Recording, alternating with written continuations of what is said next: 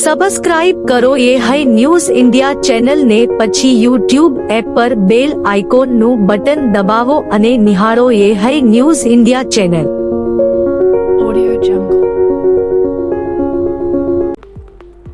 રાજ્યની સરકારી પ્રાથમિક શાળામાં પીએમ પોષણ યોજના અંતર્ગત ચાલતું મધ્યાહન ભોજન યોજના જે છેલ્લા કેટલાય વર્ષોથી કાર્યરત છે. સરકારી શાળાઓમાં મધ્યાહન ભોજન સંચાલકો દ્વારા શાળામાં આવતા બાળકોને પોષણયુક્ત ખોરાક પૂરો પડાતો હોય છે, પરંતુ તાજેતરમાં સરકાર દ્વારા પીએમ પોષણ યોજના અંતર્ગત ચાલતું મધ્યાહન ભોજન યોજનાનું ખાનગીકરણ કરવા જમીન સંપાદિત કરી દેવાયું અને સેન્ટરાઇઝ રસોડું બનાવવાનું કામકાજ પણ શરૂ કરાયું છે. વર્તમાન સમયમાં મધ્યાહન ભોજન સંચાલકો દ્વારા દરરોજ તાજું ભોજન બનાવી વિદ્યાર્થીઓને પીરસવામાં આવી રહ્યું છે, પરંતુ હવે સરકાર દ્વારા મધ્યાહન ભોજનનું ખાનગીકરણ કરી સેન્ટ્રલાઇઝ રસોડામાં ખોરાક બનાવવાની શરૂઆત કરાવવાની છે અને તે જ કારણે મધ્યાહન ભોજન વ્યવસાય સાથે સંકળાયેલા હજારો પરિવારો બેરોજગાર બને તેવી સ્થિતિ ઊભી થઈ રહી છે, જેને લઈ છેલ્લા કેટલાય સમયથી મધ્યાહન ભોજન સંચાલકો મધ્યાહન ભોજનનું ખાનગીકરણ ન થાય તેવી માંગ કરી રહ્યા છે.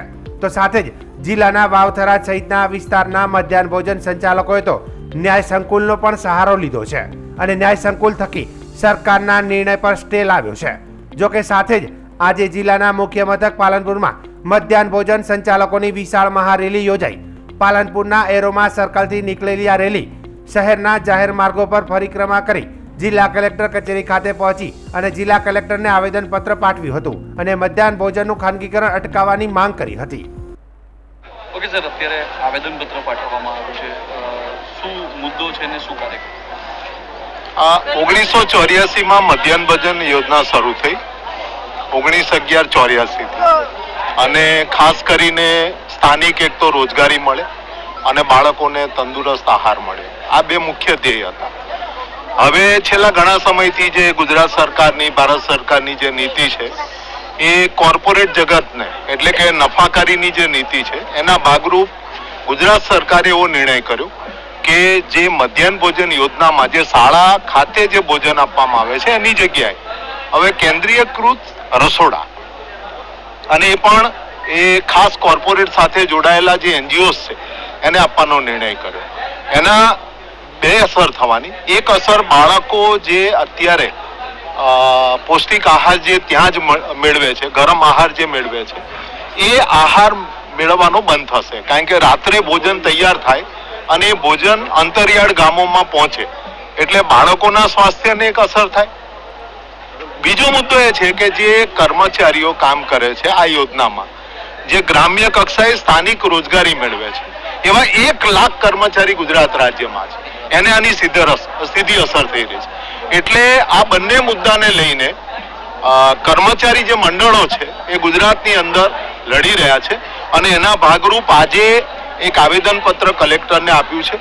બીજી એક વાત એ છે કે અમે લોકો કોર્ટમાં પણ ગયા છીએ અને કોર્ટે આજે કેન્દ્રીયકૃત રસોડા માટેની જે વાત છે એમાં અત્યારે યથાવત પરિસ્થિતિ જાળવી રાખવાનો ઓર્ડર કર્યો છે, એટલે સરકારને એક રોક લગાવી છે.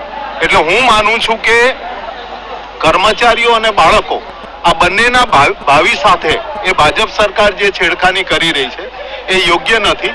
બીજું કે 2013માં જે ફૂડ સિક્યુરિટી એક્ટ આવ્યો, જેમાં બાળકો અને દેશના નાગરિકોને એક અન્ન એક મૂળભૂત અધિકાર તરીકે સ્વીકારવામાં આવ્યો.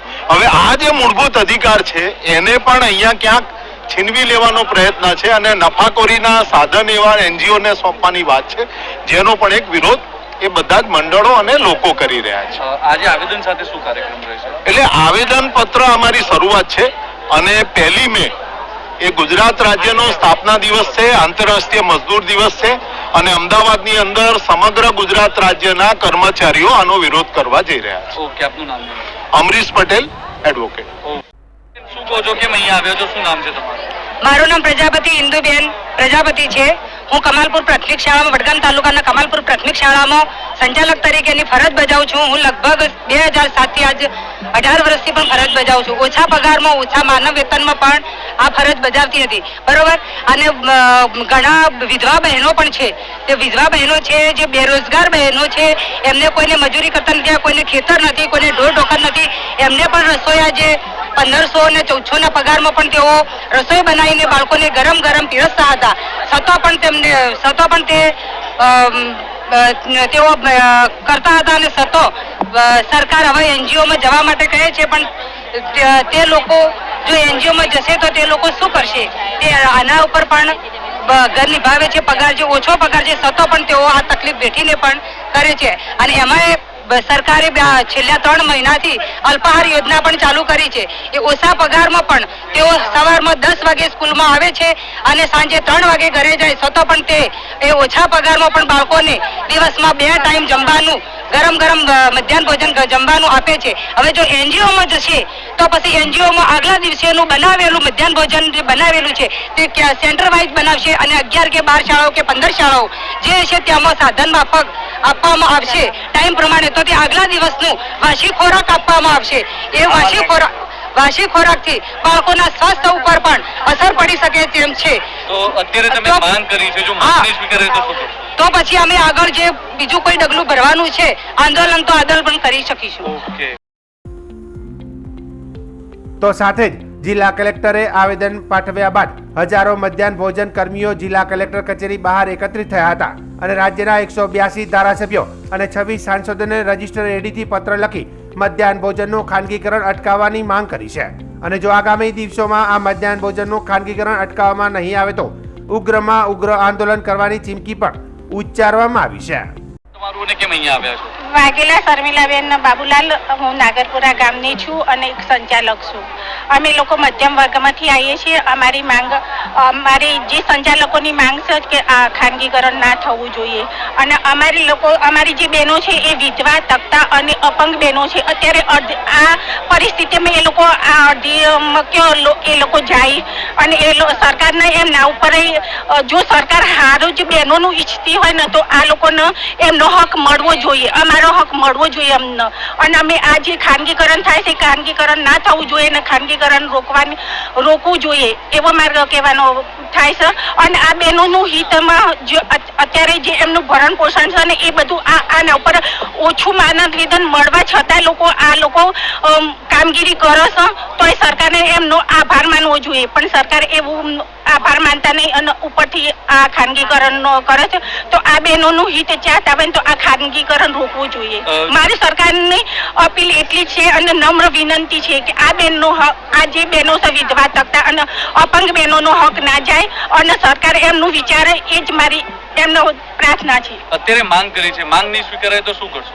માંગ નહીં સ્વીકારે તો અમે ગાંધી માર્ગે ચીનશું અને આંદોલનો પણ અમે કરશું. અમારા હક માટે અમે લડશું. ઓકે. બનાસકાંઠા જિલ્લામાં ગરમીનું પ્રમાણ વધી રહ્યું છે. મંગળવારે મહત્તમ તાપમાન 41.2 ડિગ્રી સેલ્સિયસ નોંધાયું હતું. બુધવારે સવારે તાપમાન 26 ડિગ્રી રહ્યું હતું. હવામાન વિભાગના મતે દિવસ દરમિયાન તાપમાન 42 ડિગ્રી સુધી પહોંચ્યું હતું. જિલ્લામાં દિવસ અને રાત્રિના તાપમાનમાં 14 ડિગ્રીનો તફાવત નોંધાયો હતો. હવામાન વિભાગે 16 અને 17 એપ્રિલે યલો એલર્ટ જાહેર કર્યું છે. 2 ઋતુની અસરના કારણે મગફળી જેવા પાકોમાં રોગ આવવાની શક્યતાઓ છે. એપ્રિલ માસની શરૂઆતથી જ રાજ્યમાં ગરમીનું પ્રમાણ સતત વધી રહ્યું છે અને બનાસવાસીઓને બેવડી મોસમનો અનુભવ પણ થઈ રહ્યો છે. આ સ્થિતિમાં લોકોને સાવચેત રહેવાની સલાહ હવામાન વિભાગ દ્વારા આપવામાં આવી છે. બનાસકાંઠાના સરહદી પંથકમાં દર ઉનાળે પીવાના પાણીની કેટલાય ગામડાઓમાં સમસ્યા સર્જાશે. જ્યારે સરહદી પંથકના ચોથા નેસડા, કારેલી જેવા ગામોમાં પીવાના પાણીની સમસ્યા સર્જાઈ હતી.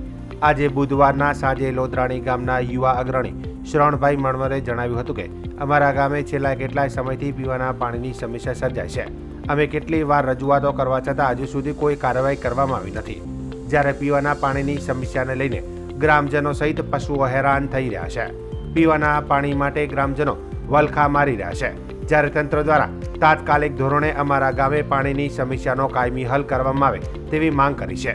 જ્યારે આ બાબતે પાણી પુરવઠાના અધિકારી નીરવભાઈ ચૌધરીને ટેલિફોનિક સંપર્ક કર્યો હતો, પરંતુ અધિકારી દ્વારા ફોન રિસીવ કરવામાં આવ્યો ન હતો તેવું પણ જણાવવામાં આવ્યું છે. પાલનપુર નગરપાલિકાએ વર્ષ 2025-26 માટે મિલકત વેરા આકારણી પત્રકો તૈયાર કર્યા છે. નગરપાલિકા વિસ્તારમાં મિલકત ધરાવતા તમામ લોકો આ આકારણી પત્રકો કચેરી સમય દરમિયાન જોઈ શકશે. આકારણી સામે વાંધો ધરાવનાર લોકો 1 એપ્રિલથી 30 એપ્રિલ 2025 સુધી પોતાની રજૂઆત કરી શકશે. વાંધા અરજી કરતા પહેલા 2024-25 સુધીના તમામ કરવેરા ભરવાની જરૂરી છે. આ કારણી પત્રક તપાસવા માટે અગાઉ ભરેલા વેરાની પાવતી સાથે લાવવી આવશ્યક છે.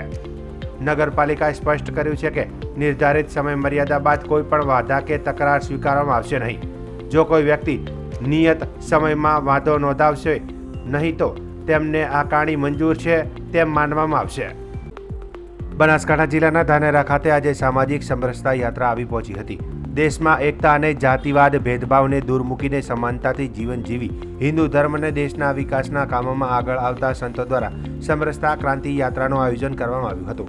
જેમાં 1008 મહામંડલેશ્વર રાજેન્દ્ર ગિરિજી મહારાજના સાનિધ્યમાં આજે તારીખ 14/4/2025 થી 20/4/2025 સુધીનું આયોજન યાત્રાનું કર્યું હતું. જે યાત્રા બનાસકાંઠાના વિવિધ ગામો અને શહેરોમાં ફરશે. આજે બપોરે 2 વાગે ધાનેરા અને નવા રોડ ડેરી પાસે યાત્રા આવી પહોંચી હતી.